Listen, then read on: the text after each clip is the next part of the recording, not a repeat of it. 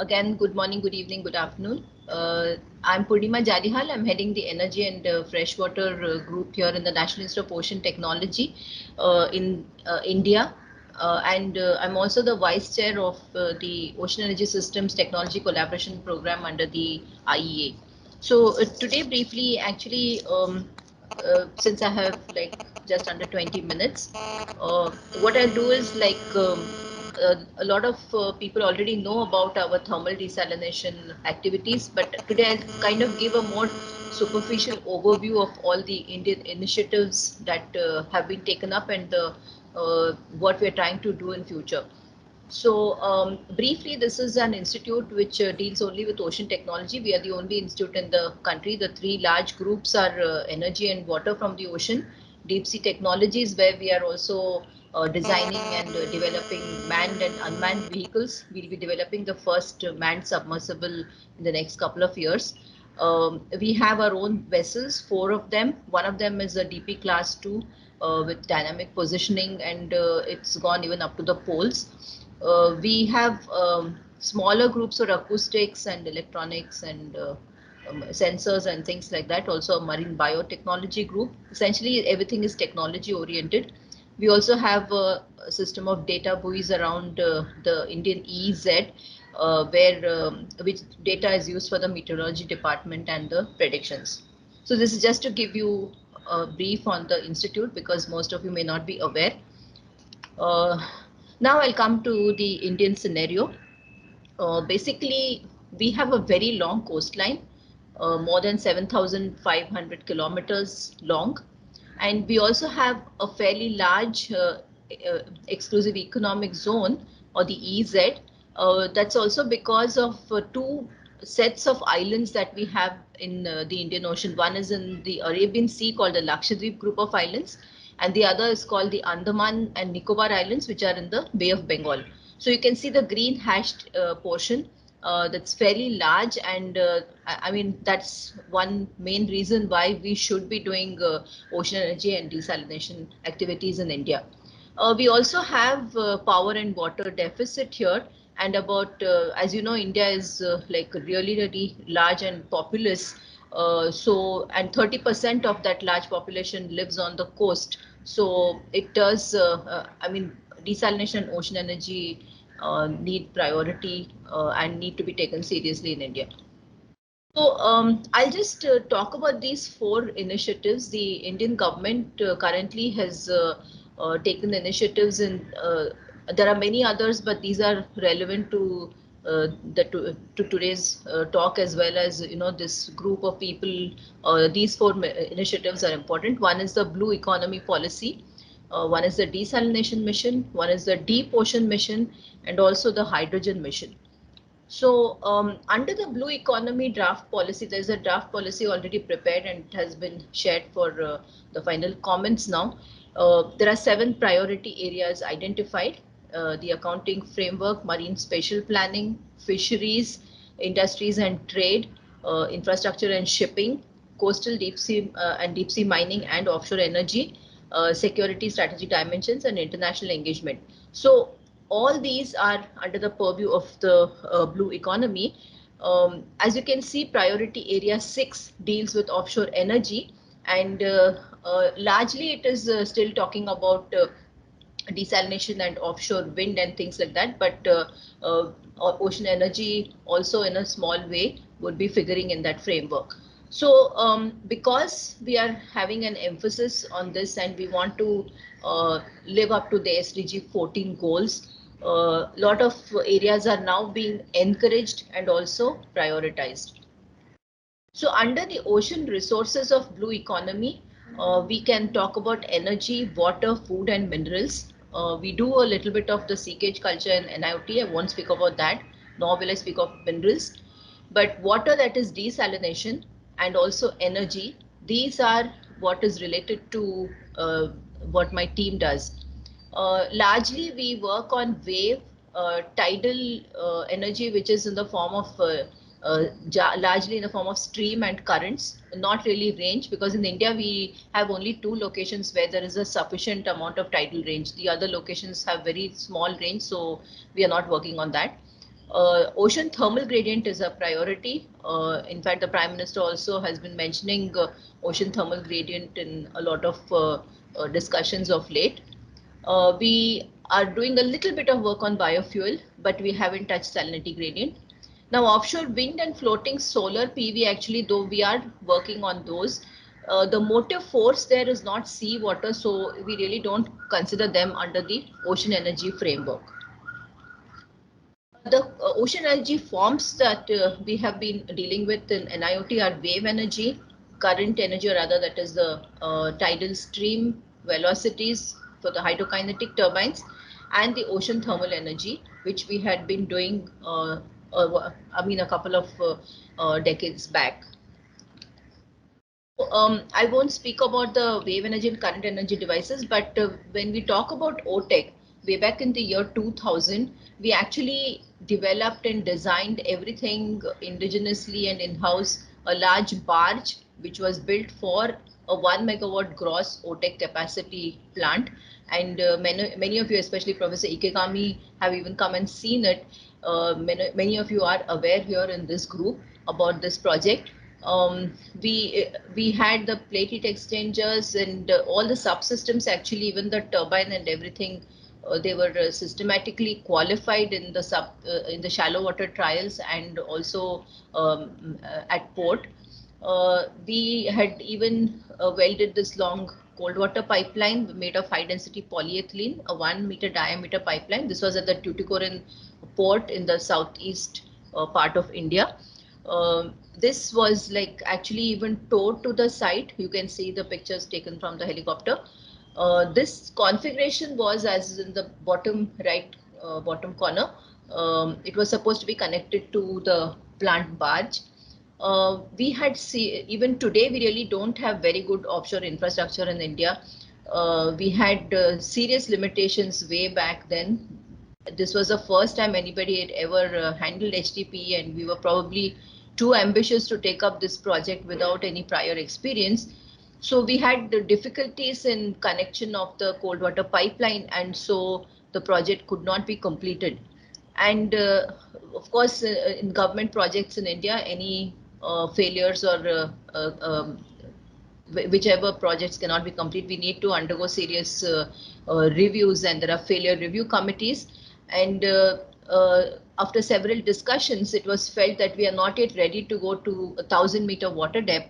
So let us try desalination using the same thermal gradient, which is in shallower waters. And if you do it on a smaller scale, you'll need smaller diameter pipes.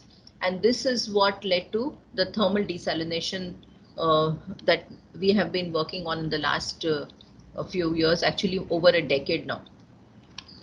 So actually, because I did not want to spend too much time on the thermal desalination, which most of you are already aware, I've just summarized it all in this slide, but I'll spend 5 minutes on this for people who are listening to me for the first time.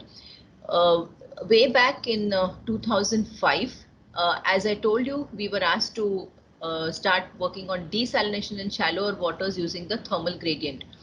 So there is an island called Kavaratti in the Lakshadweep group in the Arabian Sea, and these islands are coral atolls, and they are just small like mountains in the sea, very small area, very small populations, and they are out of several islands, only 11 are inhabited. And Kavaratti has got the maximum population, about 10,000 people live there. And they were having a serious problem of drinking water because the groundwater is completely contaminated with sewage, and also because they are atolls made of calcium and various minerals, water is extremely sort of rich in minerals and unsuitable for drinking. It is not potable. So there used to be a lot of diseases, and actually it was essentially there was a serious dearth of water there. They tried reverse osmosis plants, and those failed because these islands have very poor connectivity with the mainland. Everything has to go from the mainland, and there are 4 months which we call the monsoon seasons here, when it rains heavily, when entire shipping and the marine industry comes to a halt for the islands. So having said that as the background, we decided to try this methodology and this process in the Kavaratti Island. Uh, the deep water of 350 meters, which was required for desalination, is available about 300 meters from the beach. And so the plant was set up on land, as you can see in the left top corner picture. And we kind of made a bridge and a small sump to house the cold water pump. We have deployed the pipe. I'll show it later in an inverted catenary configuration because it's a high density polyethylene pipe. And this was the first time. It was a smaller diameter and it was in a different configuration. If we had to do it by the same methodology as is done for outfall pipes today for RO plants, it would have been possibly a weight of 900 tons, but we have actually designed it with just 3 tons at the top and 8 tons at the bottom. And even today, I'm very happy to say that the cold water pipe is still functioning and pumping cold water to the plant. So this became a success. The health of the islanders improved, and so the Kavaratti plant has become pretty well known. Subsequently, we put 2 more plants, one in Agatti and in Minicoy, again in that same group of islands.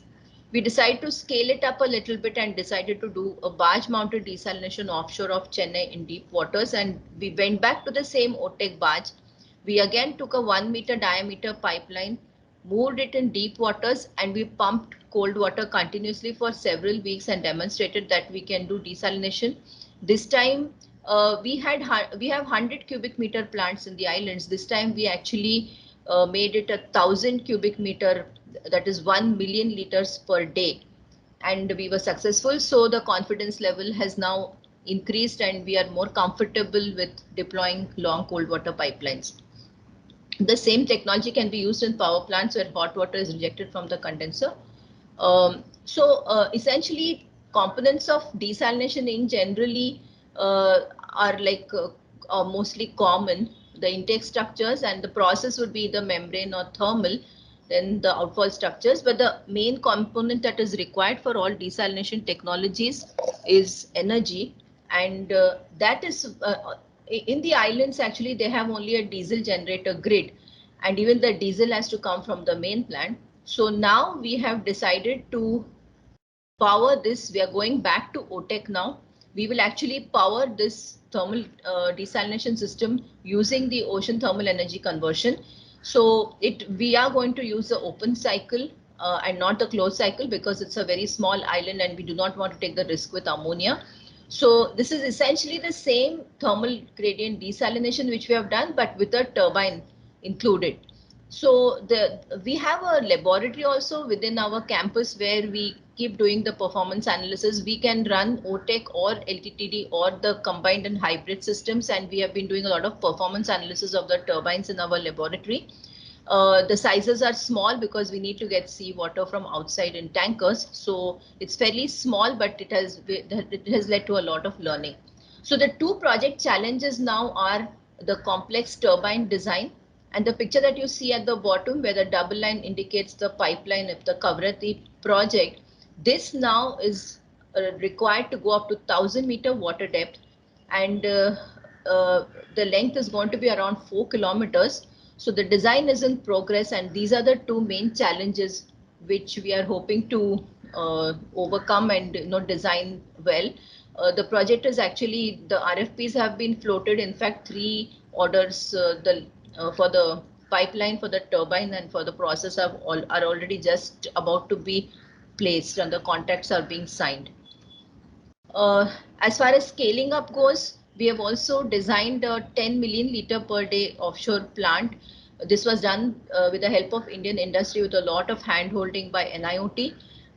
This design is available for an offshore platform. In-house, we have been doing a lot of design and understanding of these platforms to withstand bad weather and have a 20-year life, whether they're in the form of barges or spars or semi-submersibles. We are doing model studies. We have been doing simulations, analysis. We have been using academicians from the Indian Institute of Technology, Madras, and also Anna University. And basically, there's a lot of R&D parallelly in the background being done to understand the offshore components of a large OTEC cum desalination project. Incidentally, some way back in 2015-16, few years ago, a pre-feasibility report was made by DCNS at the behest of the Indian Navy. We actually were the technical experts who helped them to do it, as well as reviewed it and finalized it, helped them to finalize. So this is a pre-feasibility report for an OTEC plant at the Andaman Islands. The net power would be something around 8 megawatts. And I mean, the report was prepared for the Navy, but it has not really taken off after that. Now, what are the barriers for ocean energy that we, I mean, have in India? Like basically, we have very low marine infrastructure, and the demonstration projects are not high enough in scale. If we, when we do them at the small level, there's a lot of there are a lot of perceived risks. I mean, we can overcome them, and as I showed you, we have been able to deploy the pipelines ourselves, but there are a lot of perceived risks. The techno-commercial viability is difficult to assess when you do small devices. So it's very difficult to say that we are talking about economies of scale, and these will come down if as you scale up. So this is like a circular problem, and it's been very difficult to overcome this. But slowly and surely, the Indian government has been taking some initiatives. Right now, actually, ocean energy has been declared as a renewable now, so they can avail the same renewable purchase obligations as solar and wind have been given in the form of subsidies and other benefits. So we are hoping ocean energy will take off in the near future. The a desalination mission has been started, and a few calls have been for funding have been put out by the Department of Science and Technology, and that again will enhance the knowledge on the thermal desalination and the OTEC combination. Of course, India is a member of the OES TCP under the IEA. A white paper has been made ready by a subgroup for this task consisting of Japan, India, Korea, China, France, and also the US, with the help of of a consultant. And of course, that is Martin Brown, who is part of this group. So he has helped us prepare the white paper. That's going to be released shortly. The Indian government has also started a deep ocean mission, which is spearheaded by our ministry, the Ministry of Earth Sciences, which has got 6 major themes. And in that, now one of them is energy and fresh water from the ocean, where actually it's a very small component, because the actual plant which we have already designed for 10 million liters per day is quite capital intensive. So we have been asked to first do some scaled down versions of the offshore components for the pipes, and just understand how long pipelines and moorings would behave. So that just for the offshore component, and that is going to be taken up. We have already received the administrative order for that, so we are going to be slowly starting this work in the next few months. And lastly, India is also embarked on a hydrogen mission, because starting from this day, the other day I was giving a talk for the shipping industry, which also shipping consists of 3% of emissions, and they have been asked to also reduce emissions. So we are looking for low carbon fuel options in many sectors, and therefore hydrogen based fuels presents an opportunity today in India. There is a large amount of money earmarked for that, and I think with the huge amount of water that is drawn in for the OTEC and the desalination using thermal gradient, we could try to integrate hydrogen as well in it. So offshore OTEC and desalination could be looked at in conjunction with hydrogen. And as this mission takes off, I'm trying to see if we can, get into a design mode for this as well. So I've generally covered very superficially what in the Indian context, what initiatives have been started and what has been done so far. Right now, our focus is the OTEC powered desalination project in Kavrathi for the next 2 years. We are also parallelly working on a 2 million liters per day just desalination plant in the power plant scenario, using the waste heat from the power plant, and that also has started in the form of RFPs. This will be the largest plant use without using steam in a power plant. So, and also 1 million liters from there would be like very, very pure water, which could be used for the boilers.